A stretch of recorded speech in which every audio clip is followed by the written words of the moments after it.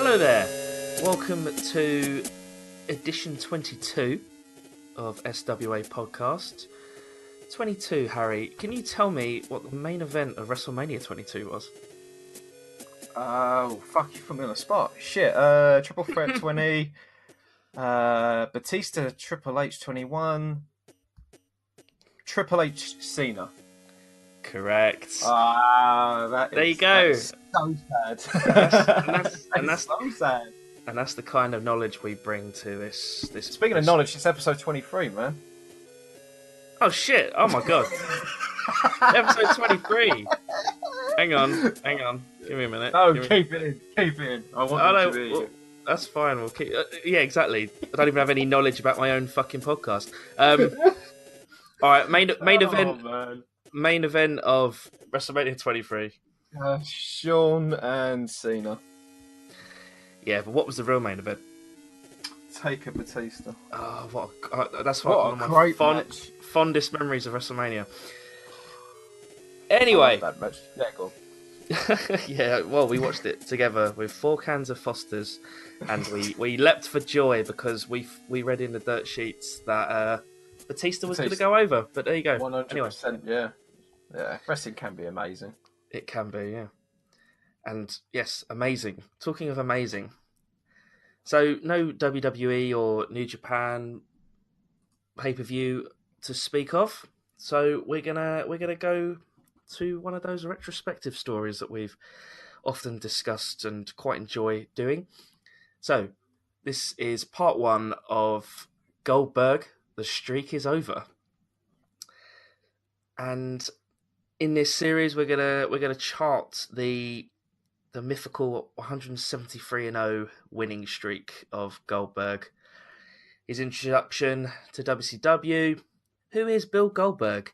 And along the way, we're gonna cover some. We're not gonna do all of the televised matches for this streak because I was literally gonna say that is a fucking scary proposal. Please point out we are not going through all.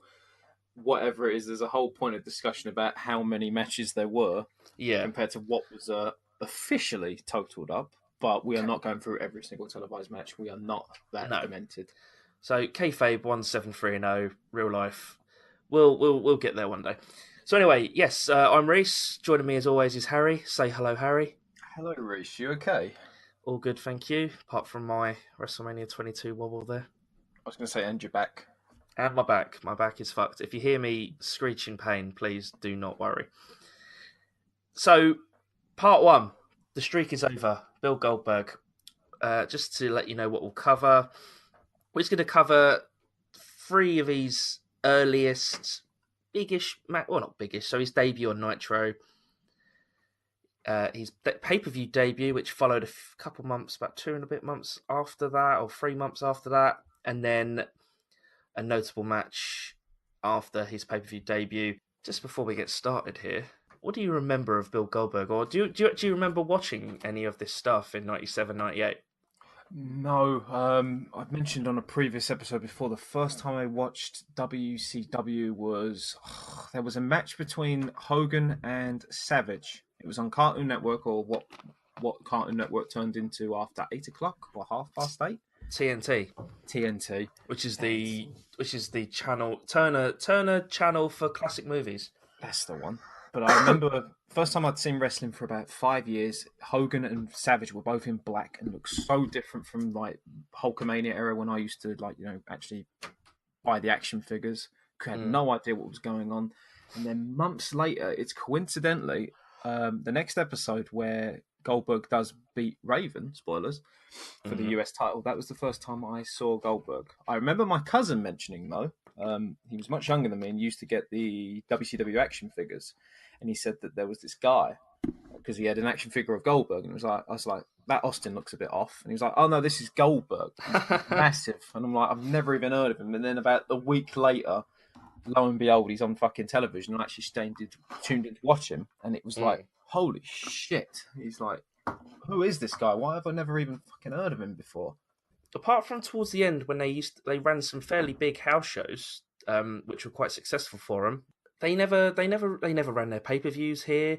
And as mentioned before, if you wanted to watch Nitro and then they did add Thunder eventually, you had to wait until Cartoon Network went off the air at 9 p.m. and then you watched the 3 hour Nitro from the Monday. This is on a Friday night, by the way. You'd Mm. watch the Nitro from the Monday before, and then when Thunder came along, you used to watch Thunder straight after, and then you'd watch all the build for pay-per-views and stuff, and you'd never get to see them. And they did used to sell WCW magazine in newsagents here, but again, no pay-per-views. Not even like a tape delay after a couple of weeks on that TNT channel after Cartoon Network. So it was a bit frustrating, but I did watch Nitro a fair bit. So obviously we used to have Raw and Nitro on 8 o'clock on 9 o'clock starts. Raw on Sky, Nitro on TNT, Friday night, and there was a while when I used to sit and watch Nitro instead of Raw. I used to be. It's probably the same demographic of people that flicked through, tuning back and forth as to what was going on. Yeah. Which is probably given. It's a thing that's mentioned actually in the new Nitro book, and it's been raised as a point of discussion with Bischoff as well on his podcast, as to why the wrestling ratings were so massive. There probably is duplication there, where the same people are watching two different Yeah. shows, and Good there's point. not Yeah. the case. It's not the case of wrestling losing a massive audience. It's just literally one whole audience now tuning to one program, and then gradually decreasing. But similar to yourself, I think it kind of gave WWF at the time a massive edge because at least you could watch the pay-per-views. The Yes. Yeah. only way to Definitely. watch them in this country was literally either, as you did, scour through whatever was on cable or Sky to one of Oh, the German channels. German cable channels used to do like a week after the event. They used to show the replay. Or alternatively, which was I think only very late '99 onwards, which was by the WCW pay-per-views on VHS, That did which happen. Yeah, I had a which few of happened. them. Yeah, but it happened so much later than us. Sorry, not us. It happened so much later than WWF, which used to do VHS almost, I want to say, a month after they were released. They were quite soon. Yeah. Yeah, and it was so much more. I think there's so many telling signs as to why WCW would have failed anyway, especially with their international demographic, as opposed to Mm. what was happening domestically. But revolving all the way back to Goldberg, that was the first time I saw him. Was then. It was very Yeah. difficult for a UK wrestling fan unless you taped one and then watched another one to Yeah. keep fully on top of everything. And that was the first time I saw Goldberg. But his first appearance was very impressive, I have to admit, just from a 10-year-old standpoint, watching this big bald Well, motherfucker just if that plow through everyone. if that Raven match was your first, if that was your first match, then yeah, that's he was a lot better at that point than he was. Well, the matches that we're going to discuss shortly. Oh, jeez, yeah. Yeah, and then even then, I don't think he was. I don't think he was even like that good at the time. But anyway, he had improved. Let's just say that. It was a different time. Characters, not work rate, were the cornerstones of wrestling back then. And Goldberg, Yes. lo and behold, he might have had well, as we'll get into discussion, his character was very limited, but it was fucking amazing. Mm. Right then, let's get this started. So, who is Bill Goldberg? Born William Scott Goldberg in 1966 in Oklahoma. Grew up with a love of American football, and obviously must have been a genetic freak or worked very hard on being a big guy. He was a bouncer by the age of 16. Played American football, University of Georgia. I believe he got a scholarship. And he was drafted in the 1990 NFL draft by the LA Rams. He was in the 11th round and the 302nd pick overall. I think he played a defensive tackle, didn't he? Yeah. I was going to say dumb question. I don't follow American football. I have Oh, yeah. I've played Madden, or I say play Madden. I've tried to get through Madden, and I suck at it. How does the draft work? So explain it in like a sentence. What the fuck is a draft? Okay, so imagine... So American football, the college system is huge. Just think of how many universities there are in America. Yeah. Basically, the cream of the crop of college football is probably Oh, could be. Well, just using him as an example. So he was the 302nd pick in the 1990 draft in the 11th Hmm. round. Obviously, the first pick is the big one. You know, they have a trophy called the Heisman Trophy, which is the best. I think it's the best collegiate footballer during the year wins the Heisman, and they generally go first pick, and it's usually a quarterback or a really good running back or I think Hmm. wide receiver. Could be wrong. Anyway, yeah. So all of the NFL teams basically meet up in a city. They sit around phones and they sit in a room and they basically go through, let's say, 500 collegiate footballers that are eligible for NFL, and they Hmm. just take turns in picking. It's like picking, like in school when you'd pick a football team between two captains. You pick the best players first, and then usually, Me last. well, there you go. That's rough. That answers my question as to how many players are actually put into this potluck. Quite So, a lot. I mean, he was 302 in the 11th round. I can't, off the top of my head, tell you how many players go into it and how many rounds there are. But you know, so it's there's no it's a financial. lengthy. It's not like British football or British soccer where players are in development and then they get transferred to different clubs and there's usually a fee involved, or if it's free transfer if the player's contract comes to an end and he There's chooses. negotiations and stuff. Free agency is a much bigger thing in American sports, so you can be traded, and um, so with big like transfers, for example, in American sports, it's usually more trade, so it's more player for player or players for player and a fee. But quite a lot of the time, you'll see like the bigger players these days tend to like run like play a contract out for X amount of years, and after amount of years, you're eligible for free agency. You see it a lot with basketball. Like if you look at the LeBron James thing at the I was moment, gonna yeah, say, okay, I like basketball. I have a casual interest in it. And I like playing NBA Live, but draft comes up and it's like I know it probably sounds ridiculous to people who actually follow basketball and any American sport that involves drafts, and they're like, this is the most easiest fucking thing to understand. But me personally, I'm just like, what? So I'm like, yeah, auto draft. I'll do that. Fuck it. I'll end up with a bunch of randos. I don't know yeah. what the fuck's going on. Let's make a season out of it. And I'm like, okay, so that's what it is. But again, Yeah, it's a bit weird considering that in again going back to UK soccer, it's the system is not a potluck as such, or everyone gets put into a fucking bowl and it's like, okay, pick and choose who you want and hope that no mm. one else wants that player. And if they do, you're gonna have to make concessions for it. But again, it's just interesting. I didn't know where he ranked in terms of being picked 302nd out of however many Not it's players. not it's not great, but I mean he got picked, so it's he had an NFL career based off this, so it's pretty Okay. decent. Yeah, so he went to the Rams, played for the Rams in early 90s. He had a stint in the Canadian Football League with Sacramento, and no, that's not a typo. They were an American team in the Canadian Football League, so there you go.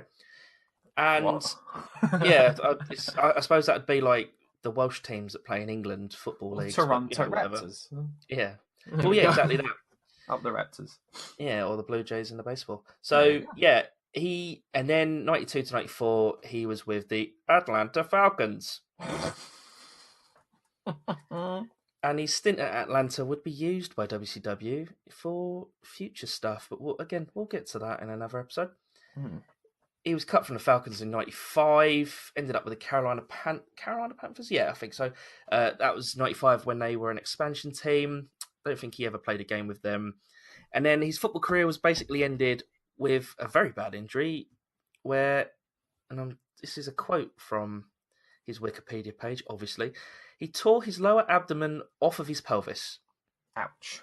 Yeah, that sounds disgustingly bad. Yeah, so he never made it back to American football after he rehabbed this injury. And he would say of his time in the NFL and American football, it was very mixed emotionally for him. It was his goal to do it, though despite reaching his goal of simply playing in the NFL, he did not obtain a level of achievement that he desired. So yeah, there you go. That's why he was sort of ish famous, but not that famous when he was acquired by WCW. So yeah, WCW. So during his rehab for this injury, he was powerlifting and doing some MMA stuff.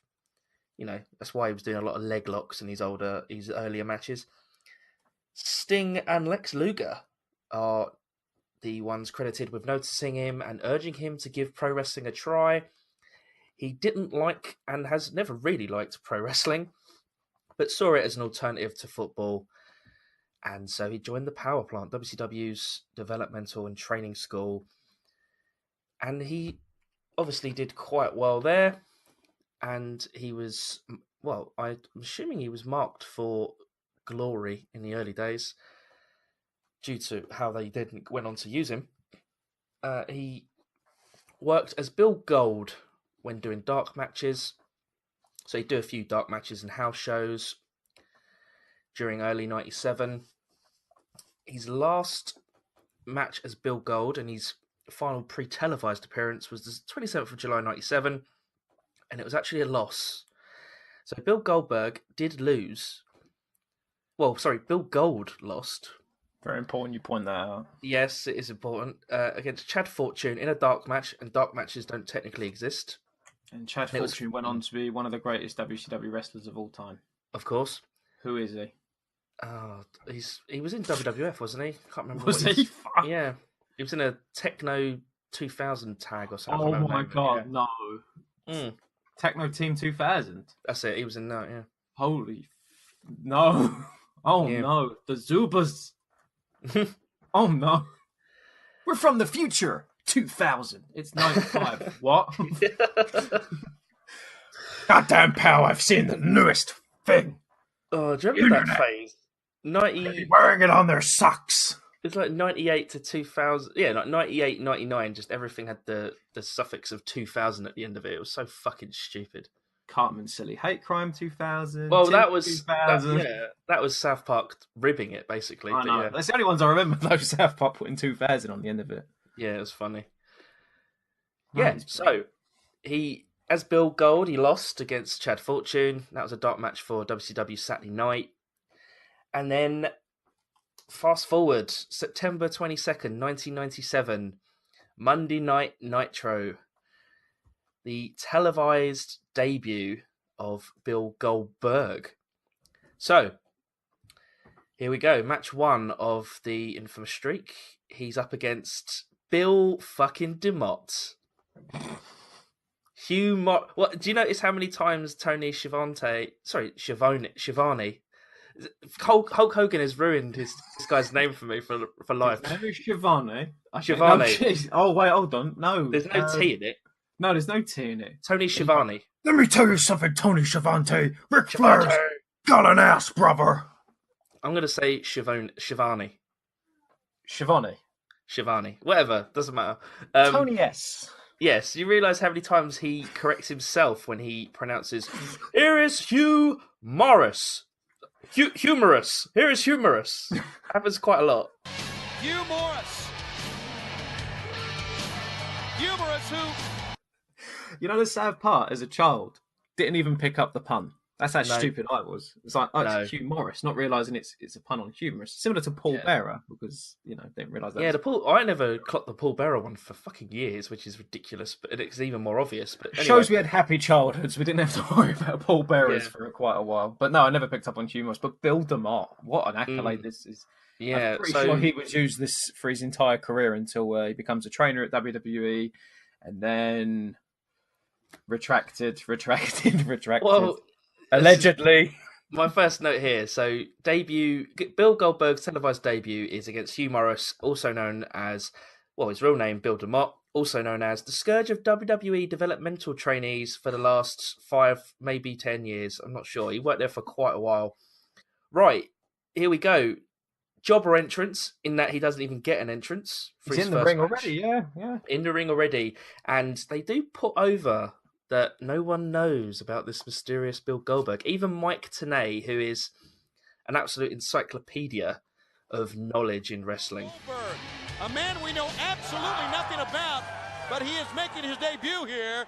And from the looks of him, he's very determined and looks very powerful here, Mike Tenay. Well, Tony, I certainly pride myself on knowing the background, the experience factor of the wrestlers involved. And I don't have any information on Bill Goldberg. Help me out, Larry. You don't know? We have Stump Tenay. Fire him.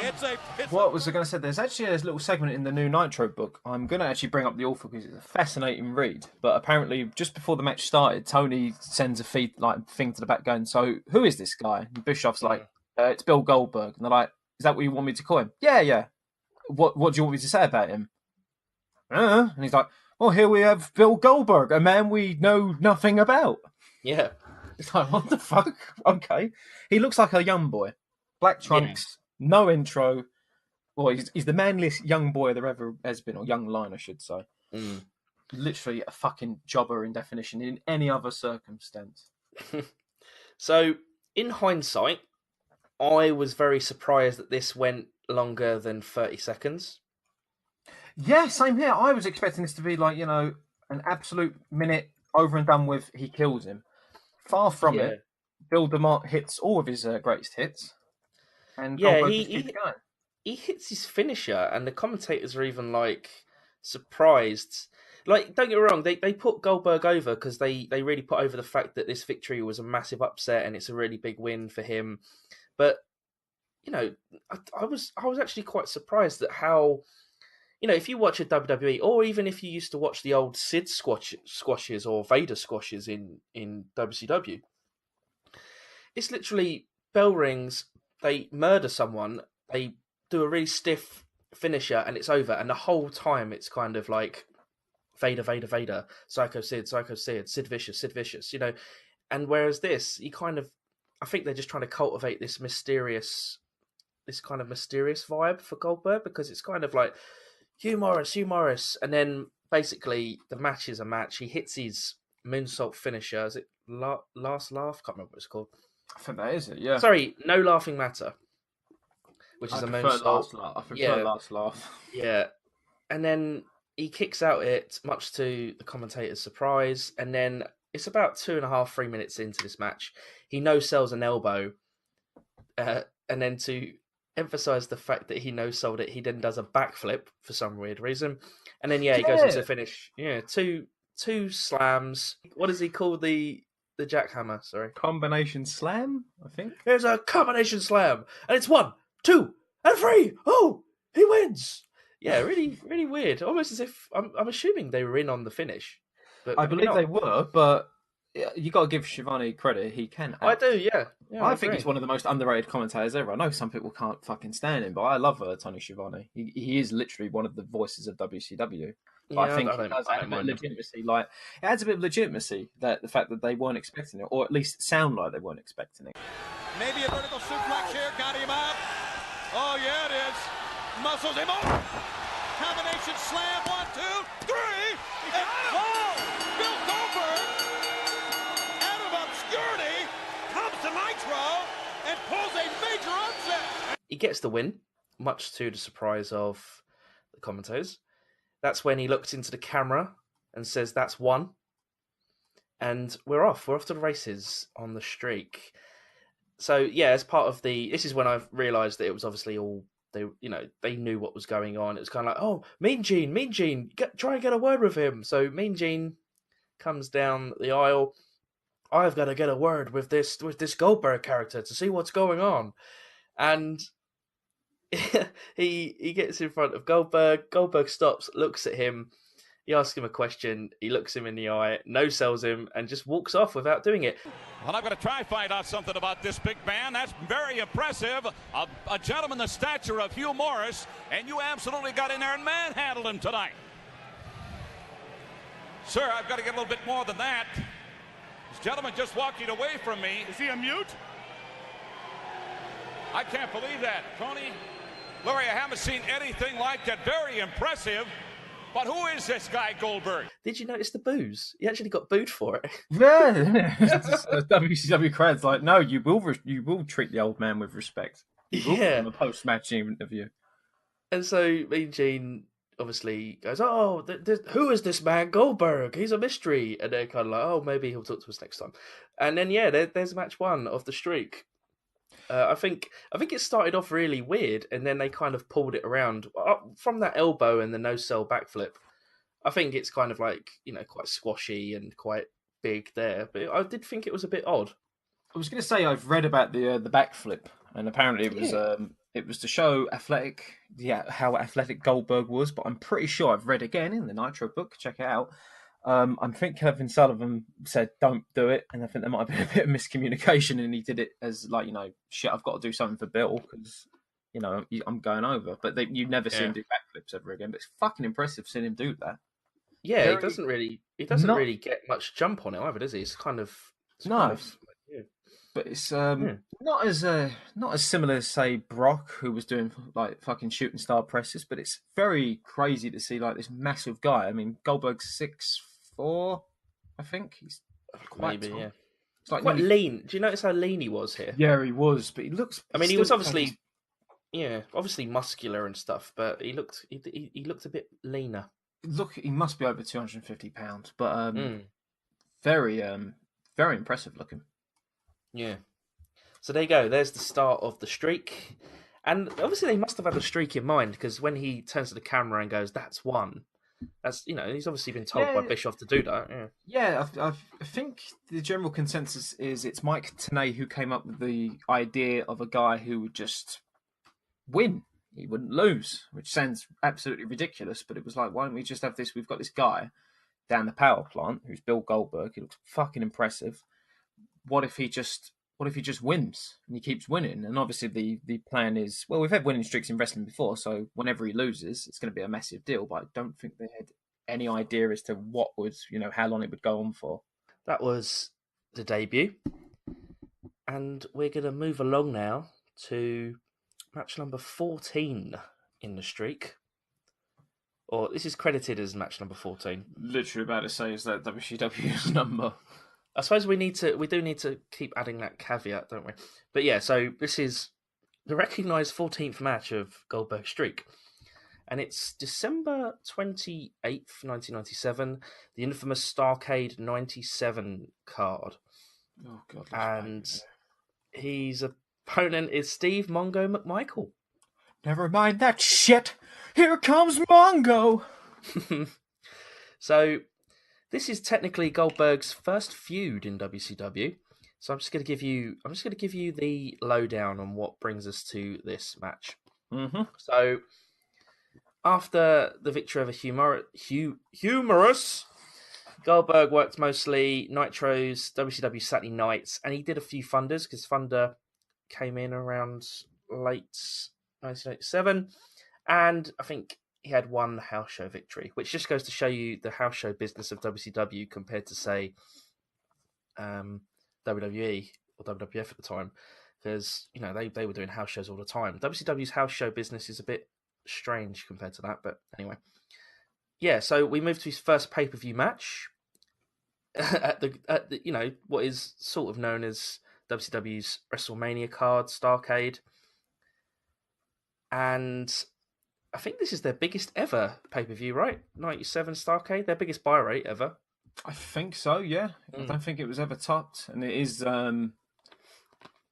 it's arguably where WCW gets their first, if we equate events in WCW's history which amount to like getting shot, this was the first time WCW got shot, which eventually led to its death.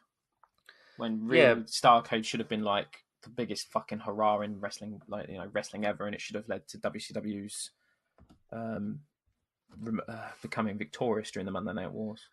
I suppose you could describe it as they reached the top of Everest, but then, they then died on the way back down. No, they fell and then just kept falling down. And then died. Well, you're not going to survive a fall from fucking Everest. Yes. It was a silly idea to get out there in the first place, which is quite a good little euphemism for Starrcade in general. This fucking show, Reese, I had to watch it last year because we were... guys, we're going to do Starrcade as a Christmas special. Yeah, we didn't do that, no. Shit, Batman, this fucking pay-per-view. Oh my God. Yeah.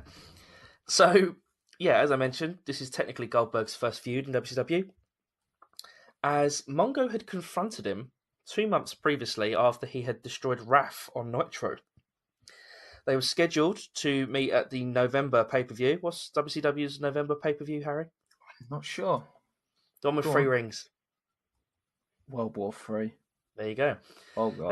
They were supposed to meet there for Mongo's Super Bowl 20 ring. because Mongo is another former American football star, but he was an actual star, I guess. It was on the Chicago Bears, I believe, and he has won a Super Bowl. So Deborah McMichael, who was Mongo's real-life wife at the time, who would then go on to marry who? Stone Cold Steve Austin. Incorrect. Jeff Jarrett.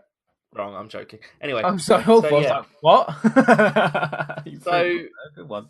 So Deborah McMichael had given Goldberg Mongo's Super Bowl 20 ring at Halloween Havoc in October previously. Are they divorcing at this point, or are they divorced? I don't know. I don't know What the is it story. with- I'm assuming they're married here, but they would divorce quite soon after. So this is another wrestling angle where a couple show that they're breaking apart as such, but are married in real life and then subsequently break up in real life. I guess so. Are you This is referring why to Randy and Liz? And Sable and Mark Miro. Yep, true. There's at least a few of them. Mm. This is why people read backstage. This is why people should read more backstage bollocks for wrestling, because things like this are just tantalising if you like gossip. Paige and Del Rio. There you go. Well, they weren't. I know. They weren't married. Oh, I know. Thankfully. Yeah. So Deborah had given Goldberg Mongo's ring. They were supposed to meet at World War III in November, but Goldberg had a groin injury. So in order to kayfabe all that up, what they did was they had Mongo attack Goldberg at World War III with a lead pipe, writing him off of that match. And in his place at World War III, Mongo would basically batter Alex Wright, the Wonder Kid. I was going to say, you know how Vince's mindset in WWF is, if you can't provide the match on pay-per-view, apparently you give them something even better. So WCW's mindset is, well, we can't do Mongo and Bill Goldberg, so what we'll do is we'll get Das Wunderkind out there. Yeah. Where's Savio Vega when you need him? Where is Tiger Ali Singh? Bring him out. Yes, and so there you go. There's a background on this. I'm doing the inverted commas with my fingers feud. And so Starrcade 97, the two former NFL players would finally meet. One thing to note very early on in this match is that Goldberg now has his music, but he doesn't have the rest of his intro yet. It does come in gradually, and we'll get to that in a minute. Character development. Yes, yeah. Or, oh, what about this? And, oh, what about this? You know, as they actually start realising that he's getting over little by little. So yeah, as I've got it in my notes here, but you've already said it. Never mind that shit. Here comes Mongo. Ah, sorry, man. Or blame Matthew. He came up with the one of the funniest things ever on the fucking wrestling internet. Yeah, I'd forgot that Mongo was in the Four Horsemen at this point. I think the Four Horsemen forget Mongo was in the Four Horsemen. If you watch it on the network, this match, there's a bit when he comes out, and they obviously don't have the rights to the old excellent Four Horsemen theme. Yeah. So he's coming out to generic rock riff 12 as they usually do, with his two hands with the Four Horsemen, which is technically 8 horsemen, but anyway, he's doing that, and then it cuts into the old Horseman theme because commentary start talking quite a lot and they can't overdub it, so you actually do hear it, and that's like, I was like, oh yeah, that's why he's doing that, he's a horseman. And that's when you realise that Dusty Rhodes is on commentary, baby. Insane Dusty commentary. Baby daddy, I'm fucking insane. Yeah, oh, what a man. So yeah, to put over that this is a blood feud, they don't wait until they meet in the ring, they just start brawling in the aisle. Dusty, as I mentioned, is on commentary. Goldberg goes for a table quite early, and that's when Dusty starts talking about Blunder Baby, which I popped for hugely. Yeah, so it's like a minute into this match, not even that, and they have a table involved. It was really weird. I suppose it gives one, it's to build Goldberg more, and it's to give the match a bit of heat. I suppose I don't think they were going to have a wrestling classic. Or alternatively to that, it's two former American football players wrestling, and it's a huge shortcut. Pretty much. Goldberg has only been around for a little while, but he seems so much more in control of this match and so much more credible. Yeah, Mongo's always going to be like a weird trivia note for the Four Horsemen and WCW in general. But Jesus Yeah. Christ, he's just. I mean, when I watched this pay per view, it kind of wore me down. And as I said to you before we recorded, it's like, it's all right, guy. I've got loads of notes about Goldberg and Steve McMichael. And I'm like, I fucking had one sentence. And it was like, this match had fucking nothing in it. It's basically a glorified squash. Yeah, it's weird. Mongo does get some offense in. I was going to say, in the early days of Goldberg, his opponents used to get a fair bit of offense in. Yeah, I mentioned it was a squash, but they did lay into him. Maybe that gave Goldberg a bit more credibility because he's not like running rampant for every. I mean, he did eventually start running rampant for every single fucking person placed in front of him, but at the start, it does show him a bit of inexperience and maybe gives him a bit of unintended character development. Well, we'll get to something to do with that in a moment when we talk about the next match in the streak. But yeah, so Mongo does get some offense in. He gets every time he does. Goldberg heads him off. There's a few diving tackles and stuff because American footballers, you got to do a tackle. Oh no, fuck's sake! Kickboxers do kicks, boxers do punches, football players do tackles. Yeah, Mongo blocks going through a table. I must have odd memories. I always just remembered Mongo being this really out of shape, awful wrestler, whereas he's actually this awful wrestler who's pretty much in shape. But whatever. I thought he was in bad shape in this match. That was one of the he's a lot skinnier than I remembered him being. But anyway, it doesn't matter. He's a bit pasty, bless him. Yeah. So Mongo goes for a top rope axe handle, countered. Goldberg starts using his MMA stuff with his leg locks. Did quite a few leg locks in these matches, actually, I remember. And I noticed. Dusty tries to explain a leg lock, which was fucking funny. He's got him in the leg lock, and he's got that ankle, and he's gonna tuck the ankle. Oh, it's really painful, baby. But Mango knows what he's doing, baby. He knows what he's doing. He's countering it, baby. Oh, that's just really good thing weird. we didn't do babies for her. Good thing we didn't do this show. Good thing we didn't say take a shot every time Dusty says baby. Oh God, would it be dead? You'd be reincarnated until we watch this show. Commentators start putting over that Mongo is a real test for Goldberg, and it's gone over 2 minutes, so it must be. Goldberg hits a god-awful spear. I mean, fuck, he had not mastered the spear yet. It was terrible. Early days. Yeah, so there's another attempted table spot. Mongo slips out of the ring, but then decides to get back in the ring on the side where the table is. So he's hanging over the table. They punch and kick each other whilst he's on the apron. Goldberg punches him, and he goes off the apron through the table. One of the smallest table spot pops ever. It doesn't even make that much of a noise either. No, it's really weird. And the crowd chant for ECW. So there you go. And yeah, but then quite soon after that, Mongo's in a position where he goes to do his tombstone, Mongo spike finisher. Goldberg gets out of it, jackhammer, and Goldberg wins. Now 14-0. Went 5 minutes 59 seconds, which was fucking long, and it was really slow. Really slow and plodding. And Tony Schiavone actually says, if not for a table, it would have been a different story. So it's official. Goldberg is your winner here at Starrcade 1997. It will go down as his biggest victory, but I can tell you, had it not been for a table, things would have been a lot different, Green. I tell you right here, we see him slam back into it. A man that big hit that table with that force. There was nothing left but for Goldberg, Iron Mike, to put him away. Fucking hell, spells. Yeah. And then I'm sure Mongo went on to do better things. Yeah, and then this was also known as Chapter 4 of a very long story that's going to be told between Mongo and Goldberg.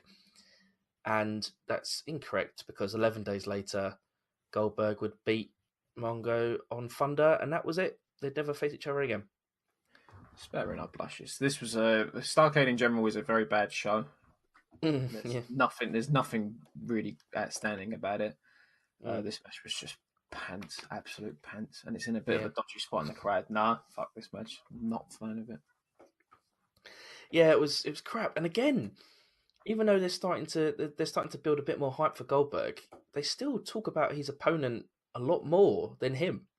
Again, it's because he's brand new and he doesn't have much of a character. I mean, how much can you really talk about a guy who just wins, and he doesn't really do promos as such?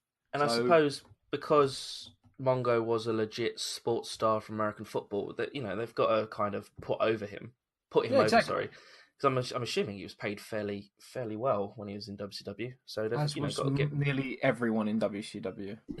yeah. Unless, well, if you bring that up to Bischoff on 83 weeks, he just denies it. Like he denies everything. But anyway, He's an entertainer now, Reese. He's not a. well, Not for or as We Meltzer, prefer to think of it as alternative truth. or as Meltzer describes him, a con man. There you go. Charlatan. Mm. Oh, Bischoff Yeah, is no, entertaining. Do not take his words. Take his word with a Everest. Going back to that point, an Everest worth of salt. Yes. Right, yeah, this was an odd match, but it's his pay-per-view debut, and it's out the way. And we chug along. So our next featured bout is February 9th, 1998. Monday Night Nitro against Lord Steven Regal. Quite a famous match. I was going to say, Regal seems to have aged backwards. He looks much better now than he did in WCW. Obviously, he was he had a whole host of backstage issues at the time. So yeah, so this is credited as the 42nd match in the streak, roughly. And yeah, as you mentioned, so he's back from during this. So this match he's been back from a suspension, I believe, for alcohol and drug reasons, which plagued Regal in WCW. And this is about 4 or 5 months removed from, or we're 4 or 5 months away from him getting the tin tack from WCW. is it that long? I didn't realise he was still in WCW for that much long. That long. It's about 4 or 5 months after this match he gets the sack, and that is for drug reasons. But then he goes on to have the greatest gimmick in the Attitude Era ever. He's a man. He's a man. Do you know what the payoff of that whole gimmick was going to be? It's aged terribly, by the way. That's your hint if you don't know. Go on. It would turn out that William, or whatever his name was, Real Man, was it William Regal in WWF at that point? He was Lord William Regal, yeah. Or William Regal. Turns out that he was a man's man, in that he really was a man's man, with his hard hat and squeezing his oranges.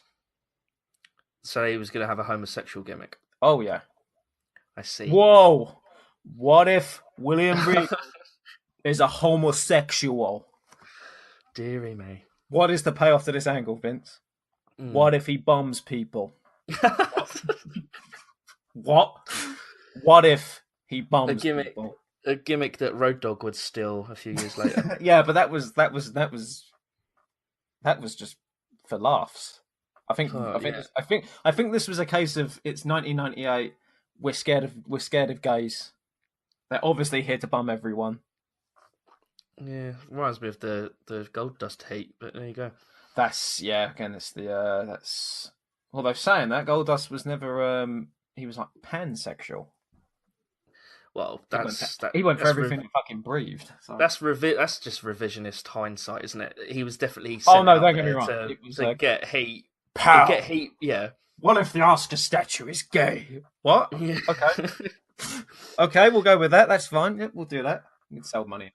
Going back to the point of William Regal, he doesn't even remember that fucking gimmick. No. And he would get suspended quite quickly afterwards. Mm. And then he would get rehabilitated and be much better. Bad times for him. Yeah. But this match. So Goldberg has pyro now. So when he comes out, he gets a bit of a pop. This is shortly before the days of piped in Goldberg chants, but we will get to that eventually one day as well. Soon. So he gets a bit of a pop. Tony Schiavone is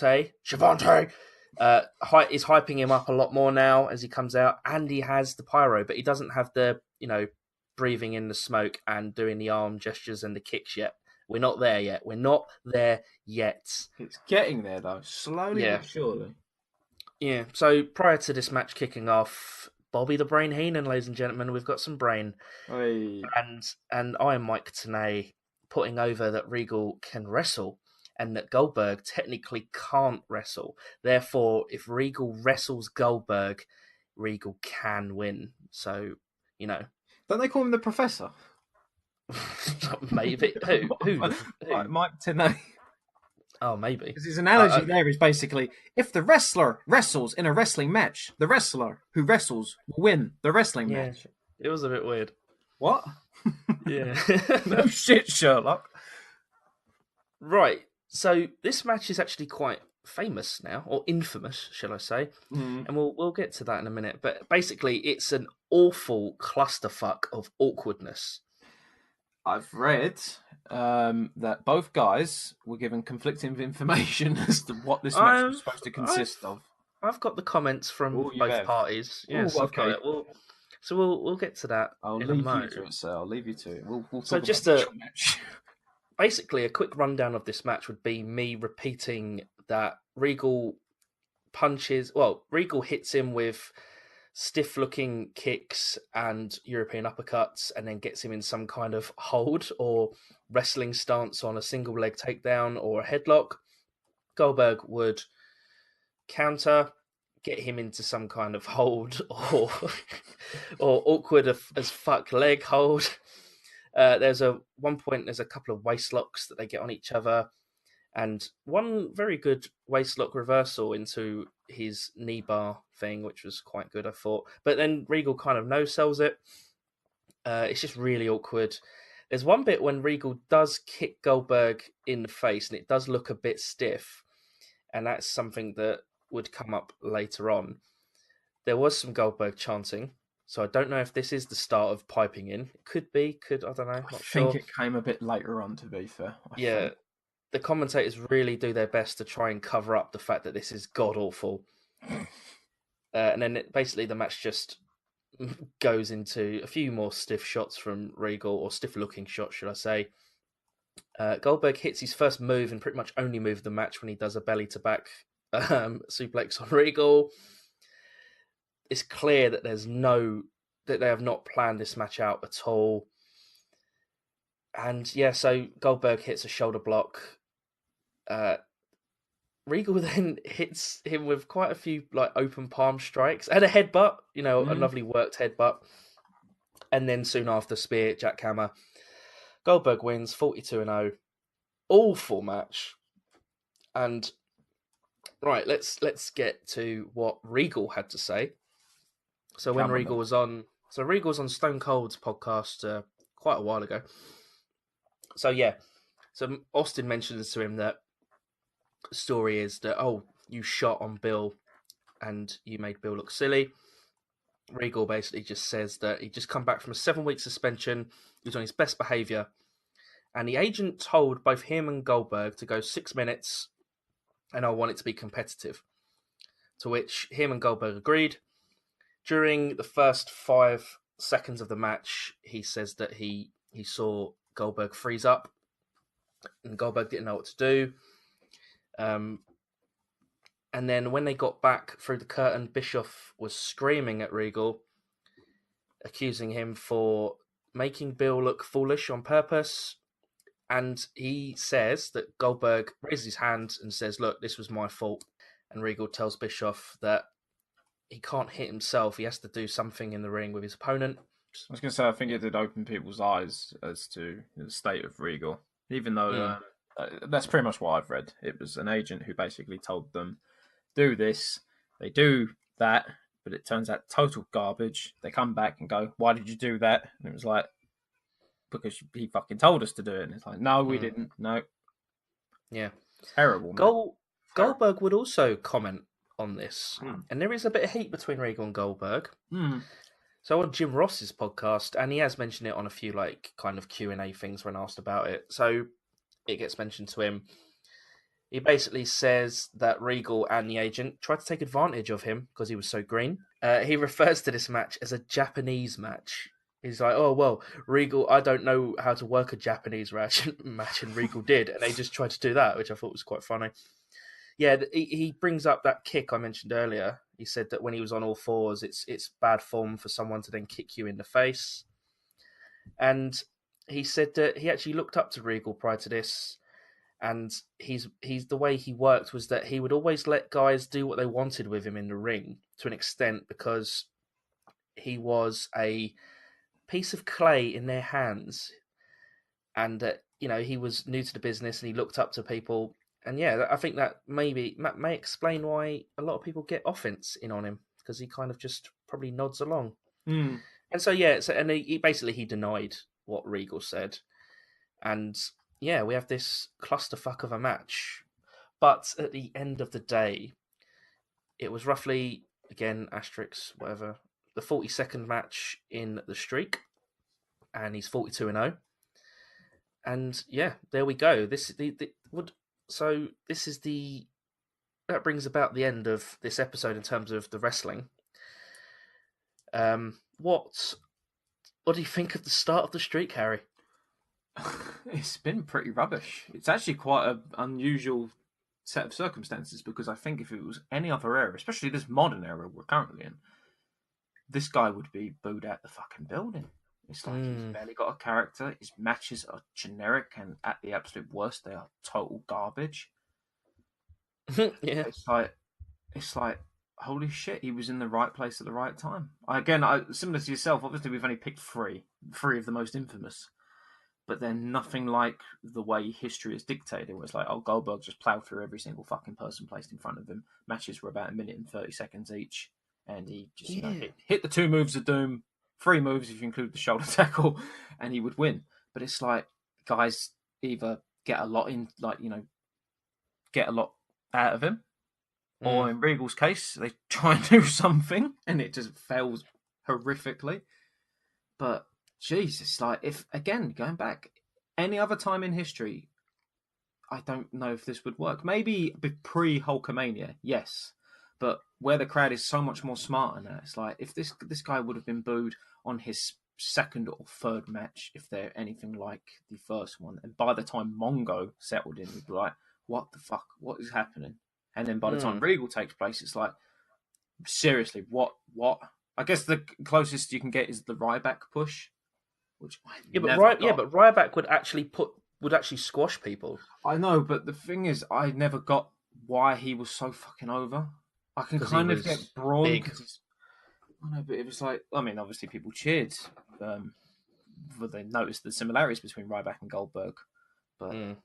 I just didn't get the praise for him. It's hypocritical as well, because Braun is very similar as well. Although he has lost, and he does seem far more interesting. But Jesus Christ, do you think that there's a bit of like kind of revisionist hindsight history changing here, where WCW, or let's just say Bischoff, for example, gets credit for creating this huge character and this huge streak?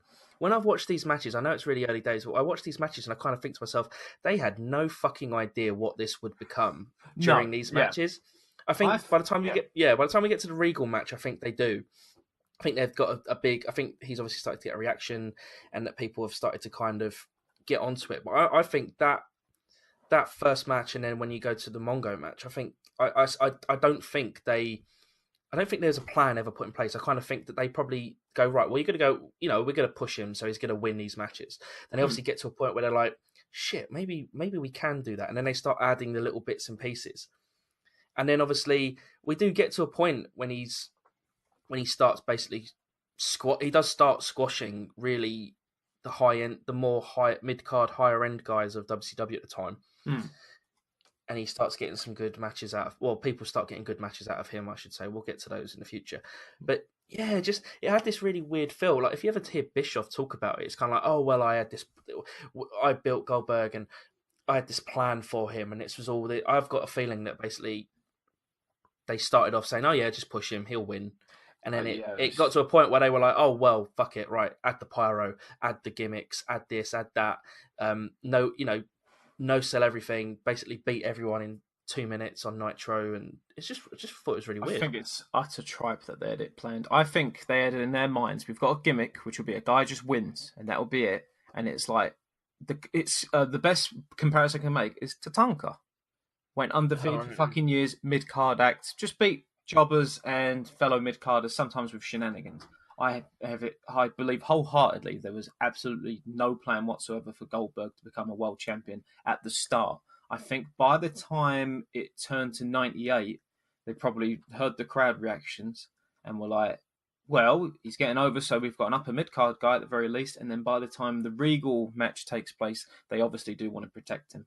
It's just when they want to pull the trigger on him. I firmly believe that, though, at the start, no fucking way at all. Not in that company. They had one idea, which was NWO and, to an extent, Sting. Nothing else, though. Absolutely not. Not for what. Yeah, I agree. That is bollocks.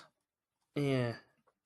I did enjoy watching these matches, though. I mean, I don't think they were like... Obviously, it's this ish squashish, or they're not... Say, from a nostalgic perspective, I don't really watch that. I never watched a lot of WCW. It had a 2 year, not even that, like a year with myself flicking back and forth, and from there, like anything else I watch now is like, oh, look at that. I didn't realize he was in that. I didn't realize they could do that.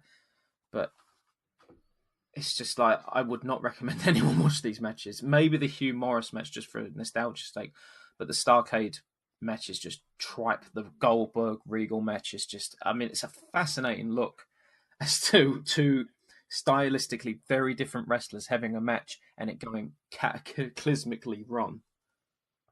Yes, it's very interesting. But if you want to be entertained, no fucking way. I mean, apart from the car crash element of the Regal match, there's a kind of morbid, gallows humor side to it where it's like, look how fucked everything is. It's hilarious. But if you've actually been watching entertaining wrestling, it was, as you say, it was like locks, stiff punches, locks. Oh, Goldberg's won. And it's done. It just felt so long. I mean, how long did the Regal match go on for? I want to say it went on for about 10 minutes, but you're going to say it's like 5 or something. I can't remember. It felt longer than what it 4 or 5 was. minutes. It felt much longer than it was. But I'm glad we've got these out of the way. It was very interesting to see what he was doing prior to the US title win. But I do agree with your point that there is revisionist history in terms of not only the planning going into it, but also what his matches consisted of. Yeah. Right then. Cool. Part 1 done. Yeah, in the can. What's next? It is, I believe, the night after Spring Stampede. I think you're more of an expert on WCW than me, man. So we're going to do Raven. We're going to do the WWE wins to the US title. Yeah, cool. But yes, it's Goldberg's first WCW championship win. Yes, and yeah, he beat Saturn, I think, at the he beats Perry Saturn at Spring Stampede the night before. You're right. Join us for part 2. We'll probably get that out after SummerSlam.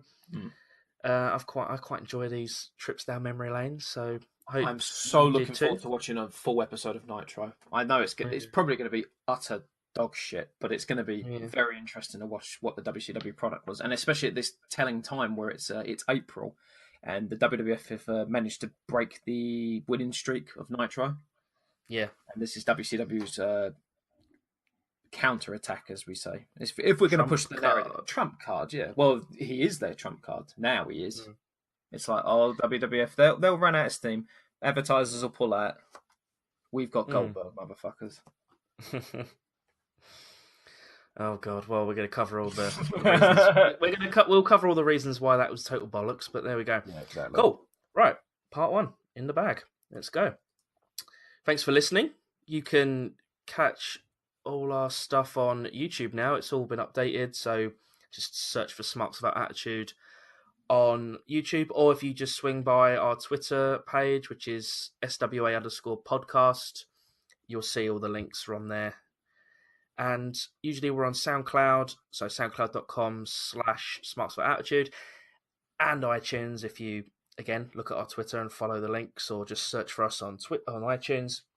And you can email us at smarksforattitude@gmail.com. So thank you very much for listening. That's it from me, Reese. Say goodbye, Harry. Goodbye, everybody. Thank you for listening again, and we hope to see you soon for probably SummerSlam. Yes, another 8-hour trawl, I imagine. But takeover before. Yes, takeover before. There we go. Fuck for NXT. Thank fuck for NXT. Oh, thank God. Right. Cool. Cheers. See you later. See you guys.